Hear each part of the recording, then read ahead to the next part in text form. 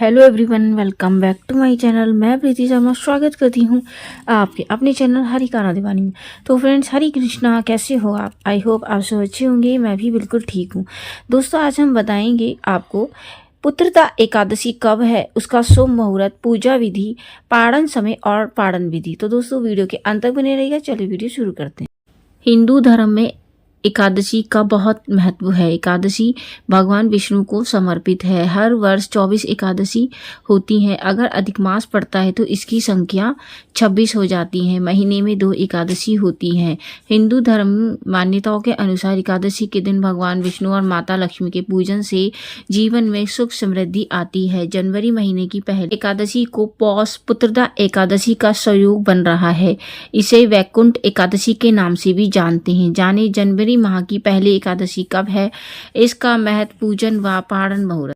पौष पुत्रदा एकादशी रखने से आपको संतान की प्राप्ति होती है। अगर आपकी संतान है तो उनकी आयु लंबी होती है और उनको हर कार्य में सफलता भी मिलती है। पौष पुत्रदा एकादशी को वैकुंठ एकादशी कहा जाता है। इस व्रत के करने के प्रभाव से मनुष्य के सभी दुख दूर होते हैं और अंत में मोक्ष की प्राप्ति होती है। मनुष्य एकादशी का व्रत करता है, उसे भौतिक इच्छा के साथ साथ आध्यात्मिक उन्नति भी मिलती है। भगवान श्री कृष्ण की शुद्ध भक्ति और आध्यात्मिक ऊर्जा प्रदान होती है। इस व्रत को पालन करने से मनुष्य अपने जन्म जन्मांतर के पाप कर्मों से मुक्त हो जाता है। भगवान की परम भक्ति प्रदान होती है। एकादशी का व्रत बहुत ही अनिवार्य है हर वैष्णव के लिए। पौष पुत्रदा एकादशी का जो व्रत है वो 10 जनवरी को रखा जाएगा। सूर्य उदय होगा 5:50 पर और सूर्य अस्त होगा 7:26 पर। तिथि का प्रारंभ होगा 9 जनवरी को 2025 दोपहर 12:25 से। तिथि समाप्त होगी 10 जनवरी को 10:19 AM पर। पारण का जो समय रहेगा वो रहेगा 11 जनवरी को 2025, दिन रहेगा शनिवार, सुबह 7:25 से 8:14 तक। सभी जगहों पर एकादशी का जो पर्व है वो 10 जनवरी पर मनाया जाएगा। चाहे आपका खाटू श्याम हो गया, वृंदावन हो गया, सभी जगह पर 10 जनवरी को ही मनाया जाएगा। इस्कॉन टेम्पल, गौड़ीय संप्रदाय, सभी जगह पर। बस विदेशों में कुछ जगह पर जो एकादशी है वो 9 जनवरी को मनाई जाएगी। उदय तिथि के अनुसार 10 जनवरी को ही ये पर्व मनाया जाएगा। एकादशी के जो नियम है वो 10वीं तिथि से ही शुरू हो जाते हैं। त्रिदिवसीय व्रत माना जाता है। 10वीं तिथि को आपको शाम को दिन छुपने से पहले भोजन करना है। भोजन प्याज लहसुन रहित होना चाहिए और मांस मदिरा का प्रयोग नहीं करना है। भूमि शयन करना है। काम वासना को अंजाम नहीं देना है।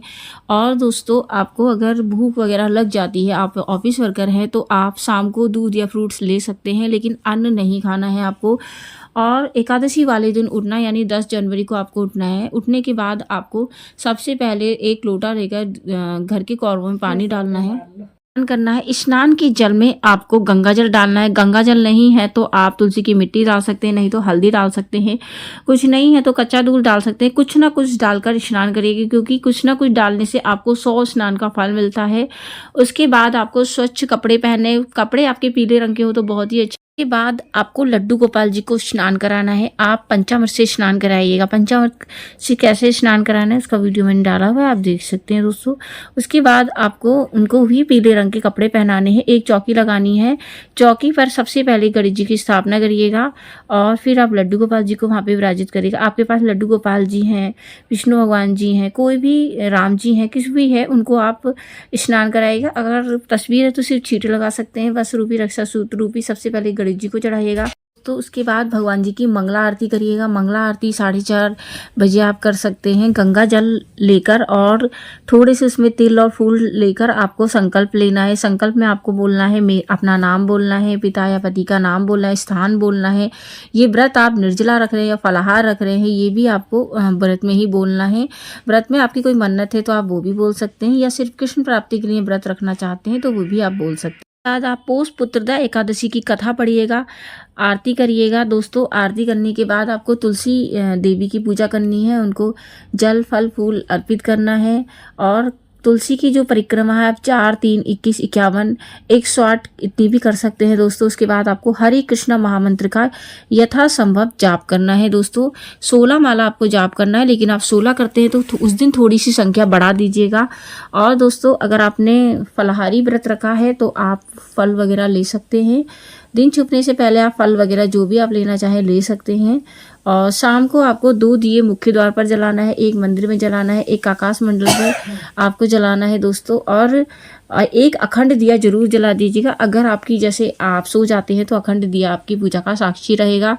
रात में जितना हो सके आपको हरे कृष्णा महामंत्र है उसका कीर्तन करना है। और दोस्तों साल की पहली एकादशी ये संतान प्राप्ति पुत्र प्राप्ति के लिए व्रत रखा जाता है। अगर पति पत्नी इस व्रत को साथ में रखे तो बहुत ही ज़्यादा अच्छा होता है। तो इस तरह से आप कर सकते हैं, लेकिन पति ना रखना चाहे तो पत्नी भी इस नियम का पालन करेंगे तो उनको पुत्र की प्राप्ति अवश्य होगी। अगर आपके पहले से पुत्र है तो आप उनकी उन्नति के लिए व्रत रख सकते हैं। ये व्रत बहुत ही ज़्यादा सर्वोत्तम माना जाता है दोस्तों। उसके दिन आपको नेक्स्ट डे जो होता है पारण का समय है। पारण का समय मैं आपको बता चुकी हूँ।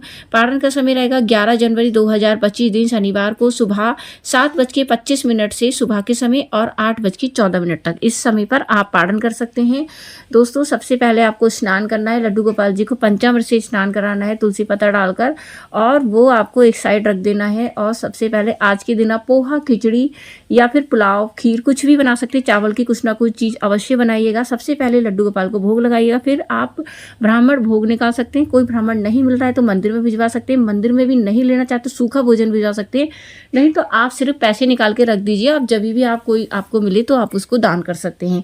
उसके बाद ये सब भोग निकालने के बाद आपने सबसे पहले इस पंचामृत को पीना है, जिससे आपने लड्डू गोपाल जी को स्नान कराया है, या आप चरणामृत भी पी सकते हैं, खाली जल जो होता है। और उसके बाद आप जो अपने भोग की थाली भगवान जी को लगाइए वो खाकर आप अपना पारण कर सकते हैं। पारण हमेशा पारण समय पर ही करिएगा दोस्तों आपको एक चीज़ और बता दें कि उस दिन राहु काल का जो समय रहेगा वो रहेगा 10:30 बजे से 12:30। तो इस बीच आप भूल कर भी पूजा मत करिएगा, क्योंकि राहु काल के समय पूजा जो होती है वो क्षीण हो जाती है, उसका फल आपको नहीं मिलता है।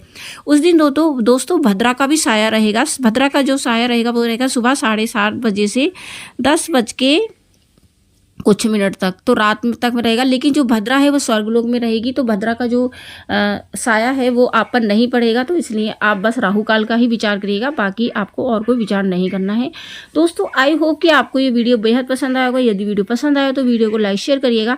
चैनल पर नए हैं तो चैनल को सब्सक्राइब करना बिल्कुल ना भूलें दोस्तों। मैं मिलती हूँ न्यू वीडियो में न्यू टॉपिक के साथ। तब तक के लिए हरे कृष्णा।